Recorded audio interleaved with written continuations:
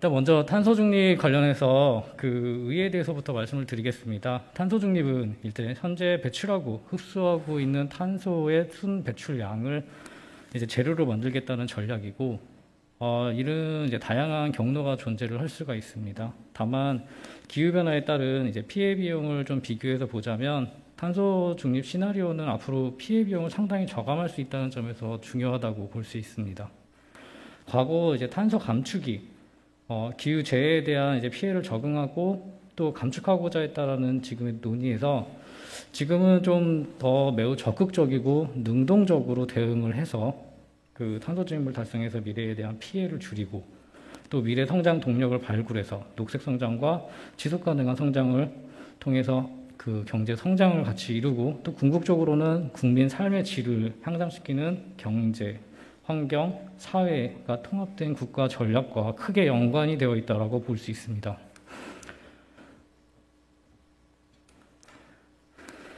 이에 따라서 탄소 중립 추진 전략이 이제 작년 말에 발표가 되고 그 3대 정책과 10대 과제에 대한 소개가 좀 있었습니다. 이 과제 내용의 안에서는 보시면 탄소 중립 시나리오와 이제 NDC 목표 설정에 대한 이제 기본 방향이 성립되는 그 계기가 되었고,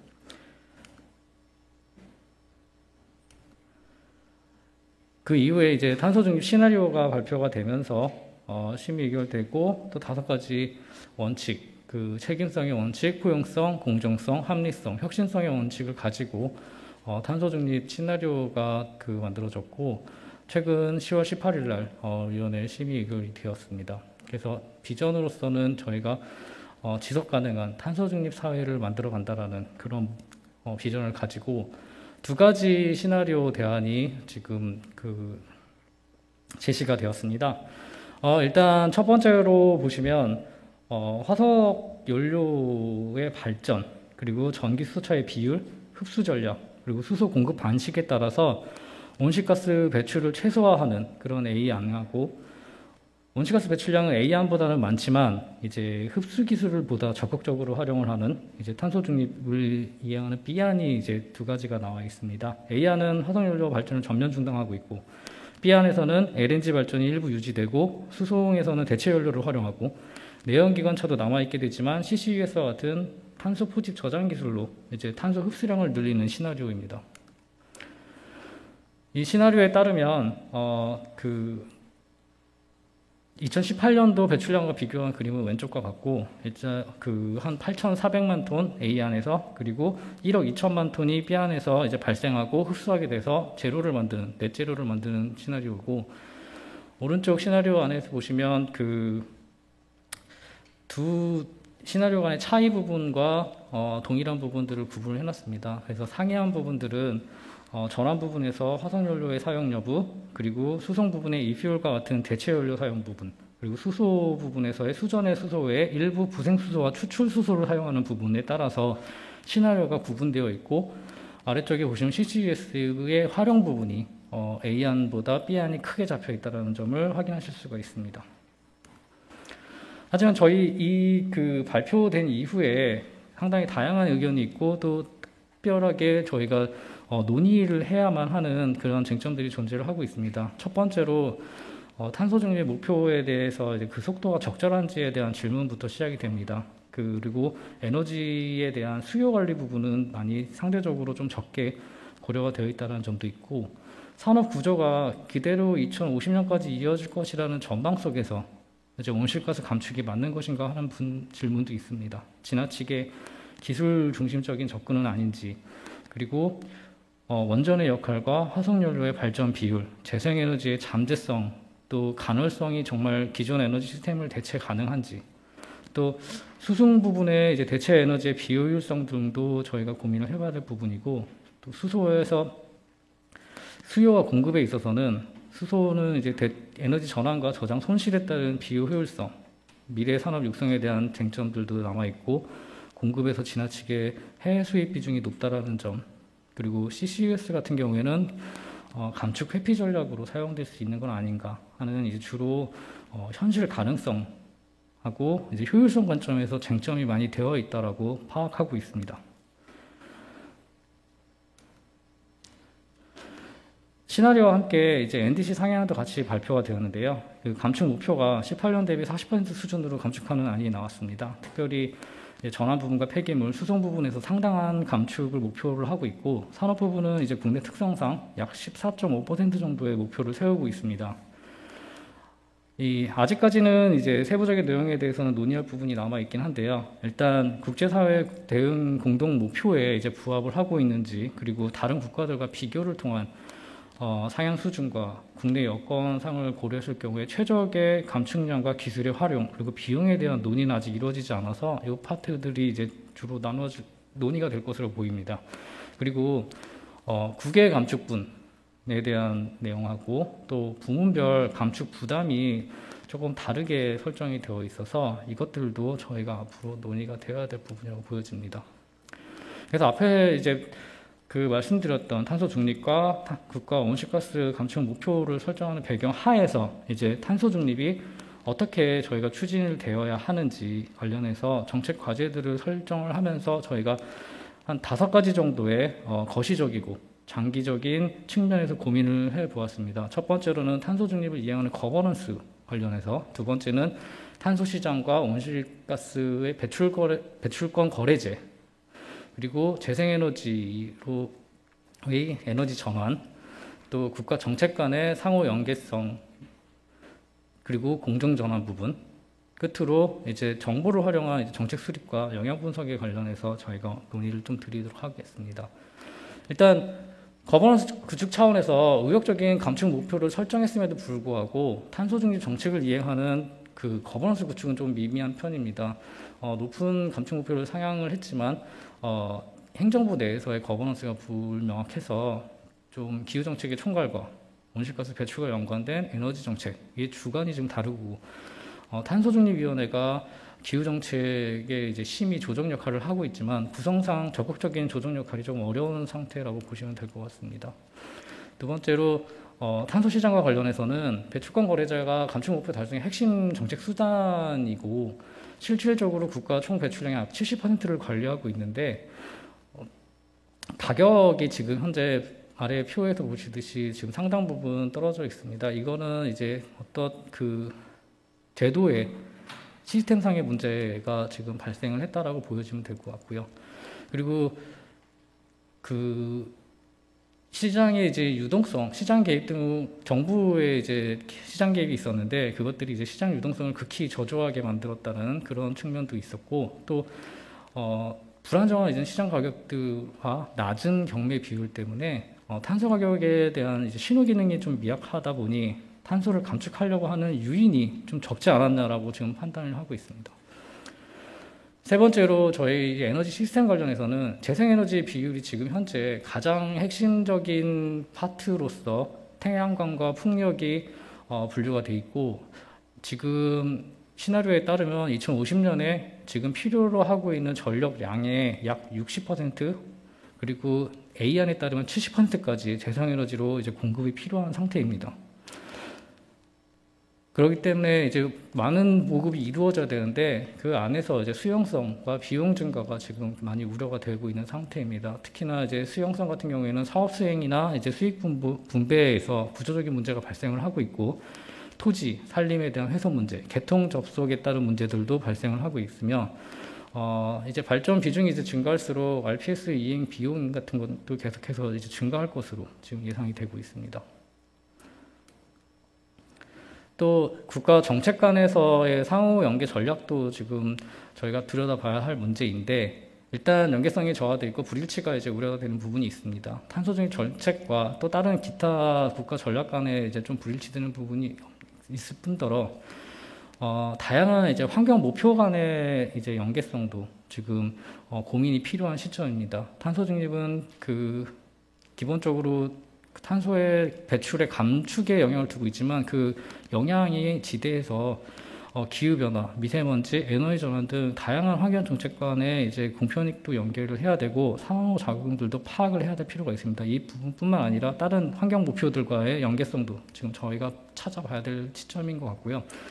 끝으로 저희가 이 통계 관련해 가지고 접근성이 낮은, 그리고 좀 통계의 업데이트 되는 주기가 좀 늦은 편이 지금 저희가 고민이 해야 되는 그런 문제점이라고 볼 수가 있을 것 같습니다. 그래서 저희가 지금 말씀드리는 이 5가지 측면에 대해서 정책 과제를 조금 말씀을 드리겠습니다. 일단 탄소중립 거버넌스를 위한 이제 부처 설립과 역할 조정이 필요하다고 보여집니다. 첫 번째로 행정부 내에서 통합적 기후 거버넌스가 구축되어야 될 필요가 있는데 행정부 내에서 이제 부처 통합안을 좀 검토해야 될 필요가 있고, 또 그 새로운 부처 장관을 부총리급으로 올리는 역할도 한번 고민을 해봐야 될 것 같습니다. 또 탄소중립위원회에서의 역할은 지금 현재 있는 심의 조정이 만약에 정부에서 이루어질 수 있다면 이제 신규 정책 제안과 정부 정책에 대한 상설, 자문기구 역할을 수행하는 것도 한 가지 방법일 것 같습니다. 이제 그 탄소 시장과 그 온실가스 가격화에 대한 얘기인데, 지금 시장 중심적인 거래 규제 완화를 통해서 좀 합리성을 확보하는 것이 어떨까라고 지금 판단하고 있습니다. 그래서 좀 더 정부가 시장 개입을 할 때는 투명하고 예측 가능한 방식을 통해서, 또 지금 거래에 대한 규제들이 2월 제한과 제3자 참여 제한 등에 대한 내용들이 있는데, 이것들에 대한 완화, 그리고 합리적인 운영을 위해서 유상할당 비중을 이제 높이고 교육 상대국하고 유사한 수준으로 유지하는 것이 저희는 중요할 것이라고 보고 있습니다. 그리고 거기에 따른 이제 경매 수익도 합리적으로 활용하는 것이 필요할 것 같습니다. 세 번째로 저희의 제도 재생에너지 확산을 위해서 일단 그 제도 개선이 먼저 필요한데, 국토 이용 관련된 규제들이 많이 지금 영향을 미치고 있어서 이 제도들에 대한 혁신이 좀 필요하고, 영대형 태양광 같이 지금 잠재성이 높은 재생에너지 보급 그 방법론에 대해서 저희가 그 FIT 도입 등 관련 법률들이 좀 개정되어야 될 필요가 있고, 특히나 지금 재생에너지 이슈들은 지역 수용성하고 관련이 많습니다. 그래서 지역 수용성에 대한 개선 프로그램들을 개발하는 부분, 또 시장 경제 유인 수단들에 대한 적극적인 활용이 좀 필요한데, 특히 저희가 보고 있는 건 전기요금에 대한 현실화, 그리고 저탄소 전원에 대한 경쟁력이 강화되어야 된다라고 보고 있습니다. 끝으로 전력시장에 대한 전반적인 이제 구조 개편은 그 재생에너지 보급을 위해서 불가피하다라고 보고 있습니다. 그리고 국가 정책 간의 이제 상호 연계 전략을 수립하는 것이 필요하다고 제시를 하고 있는데요. 일단 탄소중립 그 정책 자체가 지금 국가 전략으로서 산업 전략, 복지 전략, 그리고 사회적인 전략까지 같이 아우를 수 있는 내용들이 들어가 있기 때문에 이 공정전환의 내용이 들어가 있습니다. 그래서 정부 수익이 이 공정전환을 위해서 쓰일 수 있도록 저희가 각종 기술개발 인센티브, 복지 예산의 활용, 그리고 사회 취약계층에 대한 지원까지도 가야 될 것 같고, 아까 말씀드렸듯이 국가 전략과 부문별 전략의 연계성이 강화가 필요하다. 또 에너지, 기후, 대기 정책 간의 상호 연계가 필요하다라고 보고 있습니다. 마지막으로 저희가 주요 정책 과제로서 데이터 확보 및 공개를 하는 방안을 마련해야 된다고 보고 있는데요. 일단 주요 제품들의 탄소의 전 주기적 배출량을 확보하는 게 지금 가장 시급해 보입니다. 그렇기 때문에 이를 위한 탄소 배출량을 계산하는 것, 그리고 비용 데이터를 확보하는 것, 그리고 미래 전망에 대해서 사회적인 합의가 있어야 되는 그 데이터들이 있어야 되고요. 그 이후에 이제 좀 진행을 하면서 저희가 데이터 포털 구축 및 공개를 하는 방안들을 어떻게든지 저희가 마련을 해서 주기적으로 갱신하고 통합해서 관리하는 시스템들이 갖추어져야 될 것으로 판단을 하고 있습니다. 예. 저희가 준비한 상황은 여기까지고요. 예. 경청해 주셔서 감사합니다. 네, 그럼 김정인 교수님부터 부탁드리겠습니다. 네, 방금 소개받은 중앙대학교 경제학부의 김정인입니다. 우선 이런 포럼에 초대해 주셔서 감사드립니다. 저는 신동원 박사님 발표하신 거, 또 우리 마지막에 이제 환경 정책에 대한 향후 방안에 대해서 말씀하신 거에 대해서 전반적으로 다 동의합니다. 네, 다 고민하는 부분들을 얘기하셨던 것들인데, 저는 향후에 이런 부분은 조금 더 탄소 중립을 위해서 고려해 보셔야 될 것 같다라고 해서 빠진 부분에 대해서 좀 말씀을 드리겠다. 우선 먼저 한 7가지 정도만 말씀드리겠습니다. 많다고 생각하시면 제가 줄일 수도 있습니다. 자, 첫 번째, 지방자치단체의 역할이 무지무지하게 중요한데, 그거에 대한 부분들의 언급이 없는 것이 좀 아쉬웠습니다. 탄소 중립을 하기 위해서는 정부, 중앙정부, 지방정부, 지방자치단체의 역할이 엄청나게 중요한데, 그래서 지방자치단체들이 어떻게 하면 탄소 중립에 대한 부분들을 가지고 갈 수 있을지, 책임, 권한, 그리고 철저한 평가. 탄소 중립 기본법에서도 그냥 보고와 점검만 하게 돼 있지 이행 평가에 대한 부분들은 없습니다. 그래서 그런 그 이행 평가까지도 하면서 인센티브로 잘하는 데는 플러스를 주고 못하는 데는 거기에 대한 불이익을 받도록 해야 경각심을 가진다. 이게 첫 번째고요. 두 번째는 저는 7개 중에서 가장 중요하다고 생각합니다. 시민들에 대한 참여를, 시민들에 대한 인식을 가져올 수 있는 홍보와 교육과 그다음에 정책적인 수단에 대한 고려가 반드시 있어야 된다. 지금도 녹색전환, 탄소중립, 기후적응 시민들이 잘 이해를 못합니다. 우리들만의 리그가 돼서는 안 된다. 그리고 이것을 정말 저탄소 친환경 사회로 가기 위해서는 시민의 협조와 인식과 사고의 전환이 반드시 필요하기 때문에 대국민에 대한 효율적인 홍보와 교육과 나아가서 정책 수단, 뭐 예를 들면 시민 참여형 탄소 포인트라든지 탄소 중립 포인트라든지 이런 것들이 잘 있어야지만 가장 중요한 것 중에 하나인 신재생 에너지에 있어서의 지역 주민의 수용성도 어느 정도 해결이 될 수 있다. 정부의 비대칭이 생기는 것에서 나오는 것들도 많거든요. 그래서 저는 국민에 대한 홍보와 교육과 이거를 정책까지도 연결시킬 수 있는 부분들이 반드시 필요하다. 세 번째는 이미 다 아시는 것 때문에 말씀을 안 하신 거라고 보지만 두 번째 가장 중요한 게 재원의 확보입니다. 저도 개인적으로 10년 이상 동안 기후금융, 탄소금융, 녹색금융에 대해서 얘기를 했는데 이거를 어떻게 만들 거냐. 기후대응기금을 1조 2천억 맡는다고 했지만 저는 부족하다고 생각합니다. 왜? 석탄발전 중심이고 제조업 중심이고 거기다가 우리들이 이제 중소기업들 소위 좌초산업으로 갈 수 있는 가능성이 있는 부분들을 껴안고 가려면 더 많은 재원이 들었어야 된다. 그래서 기존에 있는 것들을 어떻게 잘 효율적으로 재정에 대한 효율성을 가져올 수 있을지, 우리가 예산이라든지 기금이라든지 특별회계들을 올바로 잘 쓰고 있는지, 그것이 탄소 중립하고 같이 연계돼서 갈 수 있는 것인지, 이게 말씀하신 정책적인 경합성에 있어서 아주 중요한 문제이기 때문에 칸막이도 없애는 것도 중요하지만 예산에 대한 칸막이도 과감하게 없애는 것들이 필요하다. 그런 의미에서는 중앙정부의 누차 강조하지만 중앙정부의 재정 확보도 필요하지만 지방자치단체, 대표적으로 산업단지를 끼고 있는 안산이라든지 포항이라든지 여수, 울산 이런 데에 인천 이런 데에서 어떻게 재원을 마련해서 기업들을 도와줄 것인지, 그리고 그거에 대한 제도 개선에 대한 부분들은 무엇인지, 법인세를 감안시켰을 때 얼마만큼의 영향을 줄 수 있고 얼마만큼의 플러스적인 요인이 될 수 있는지, 이런 부분들은 선제적으로 빨리 연구가 돼야 된다고 봅니다. 그 다음에 네 번째는 좀 기시면 제가 여기서 끝낼 수도 있습니다.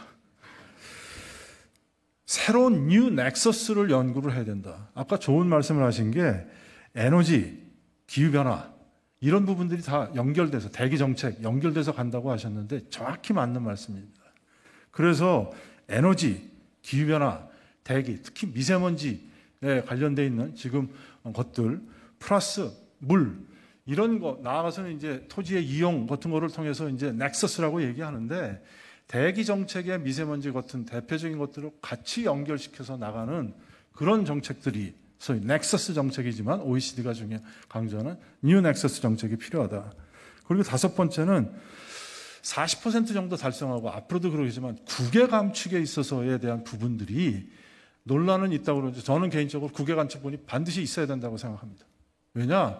그것은 기업들한테 새로운 비즈니스를 줄 수도 있고 개도국한테 기술에 대한 이전과 새로운 것들을 줄 수 있는 기회들을 통해서 탄소에 대한 저감을 할 수 있는 공동의 선의의 탄소 감축이 될 수도 있기 때문에 해외 탄소 감축에 대한 부분들이 어떻게 이루어질 수 있고 어떻게 효율적인 국제 협력이 갈 수 있는지 이런 부분들이 필요하다고 봅니다. 그런 의미에서는 조금 더 확장된 의미의 예를 들어서 기존의 센터를 이용한다고 그러면 적응센터에서 더 이거를 확장돼서 나간다든지 아니면 아예 새로운 센터를 만들어서 나간다든지 그래서 탄소 감축을 위한 해외 탄소 감축을 위한 원스톱 센터 같은 거 지금 탄소 중립 기본법에도 센터에 대한 부분들을 하게 돼 있지만 이런 부분들을 더 많이 해서 그 역할의 중심을 기후변화 쪽에 해외 탄소 감축으로 나가야 된다. 이것은 선제적으로 빨리 나가셔야 된다고 저는 봅니다. 그 다음에 6번째 중요한 것 중에 하나인데 좌초 산업에 대한 부분들을 어떻게 나갈 것인가. 이게 이제 사회 전환에도 얘기를 했지만 저는 이제는 강론 얘기하지 말자. 저는 개인적으로 강론 얘기하는 거 좀 좋아합니다. 근데 너무 그냥 일반론적인 얘기 하지 말자. 정말 프로가 되려면 우리가 어떤 부분에서 어떻게 무엇을 해야 되는지, 무엇이 걸림돌인지 이런 부분들을 특히 좌초 산업에 있어서는 아주 심각하게 저희는 연구를 해야 된다고 봅니다. 그래서 중소기업들, 환경산업도 좌초 산업으로 들어갈 수 있습니다. 왜? 대부분이 다 사후 산업인데 아예 근본적으로 탄소 중립으로 해서 탄소가 없어지면 그 산업들도 위기에 처하는 산업들이 되겠죠. 벌써 환경산업들은 그런 부분에 있어서 위기감을 느끼고 있습니다. 그러니까 좌초 산업을 기존에 있는 산업만 보지 말고 다른 산업들도 포함될 수 있는지 이런 것들을 좀 많이 보면서 이제 탄소 중립 산업에 대한 개발, 적은 산업에 대한 개발 등등을 할 필요가 있다라는 것들입니다. 이와 연결해서 마지막으로 말씀드리고 싶은 것은 혁신적인 기술 개발에 대한 부분들이 필요하다. 아까 재원에 대한 말씀을 드렸지만 과연 우리가 기술 개발이 GDP 대비 세계 2, 3등 들어가는데 과연 얼마만큼 효율적으로 연구 개발에 대한 것들을 쓰고 있는지 거기에서 우리가 낙후는 아니지만 너무 올드된 옛날 기술에 너무 많이 몰입되어 있는 것은 아닌지 새로운 기술에 대한 가능성들을 우리가 짚어보고 이것에 대한 부분들이 타당하다. 즉 탄소 감축에 대한 기여도라든지 시장 효과라든지 지역경제 파급 효과가 있는 것들을 선제적으로 집중과 선택을 해서 나갈 수 있는 근거를 만들어 주시는 거고 그런 정책들이 필요하지 않을까라고 하는 말씀을 한 70가지 말씀드릴 수 있는데 여기 7가지에서 줄이도록 하겠습니다. 이상입니다. 예, 탄소중립연구실의 신동원입니다. 일단 김정인 교수님께서 굉장히 좋은 말씀을 주셨습니다. 7가지에 대해서 지방자치의 단체의 역할, 시민인식의 홍보, 재원의 확보, 뉴 넥서스, 국외 감축, 좌초산업, 그리고 혁신기술 개발 이렇게 7가지에 대해서 말씀 주셨고 저희 이 내용들을 보면 사실 이제 비단 탄소중립 정책뿐만 아니라 전환 정책에 모두 다 포함되는 그런 내용이라고 보여집니다. 그린 뉴딜이나 녹색 전환에도 포함될 수 있는 그런 내용들이라고 보여지고 특별히 저희가 주목하고 있었던 것 중에 하나가 이제 시민인식 홍보 부분인데 관련해 가지고 저희도 원에서도 이 부분을 굉장히 중요하게 생각을 하고 오늘 나눠드린 책자가 있는데 대한민국 탄소중립 2050이라는 책자를 저희 실에서 이제 열심히 준비를 해서 발간을 하기도 했습니다. 그래서 아마도 이제 아마 같은 생각에서 이제 말씀 주셨다고 보여지고 있습니다. 그리고 앞으로 저희가 해야 할 일 중에서 저희가 빠뜨리고 말씀을 안 드렸던 것 같습니다. 혁신기술의 개발 부분은 말씀 주신 것처럼 너무 과거의 기술에 대한 몰입이 아니라 앞으로의 기술들을 어떻게 저희가 개발을 하고 도입하고 또 수용해가지고 진행할 수 있을지가 탄소 중립에 있어서는 아마 가장 중요한 역할 중에 하나가 될 것 같습니다. 그래서 이 부분에 대한 부분들은 저희가 앞으로도 계속 고민하고 연구 과제로도 수행을 하도록 하겠습니다. 또 문 교수님께서도 이제 거버넌스 관련된 말씀을 좀 주셨고 기후 변화에 연계된 거버넌스 시스템에 대해서 그리고 이동근 교수님께서 말씀 주신 이제 국가 성장 목표를 이제 생물 다양성과 생태계를 포함해서 저희가 앞으로 나가야 될 목표는 어떤 것인지에 대해서 산업과 연계해서 GDP 같이 국가 성장 목표와 연계해서 볼 수 있는 방향들은 저희가 염려를 해서 좀 더 저희가 제안드린 내용들을 좀 더 구체화하고 다듬을 수 있도록 하겠습니다. 감사합니다.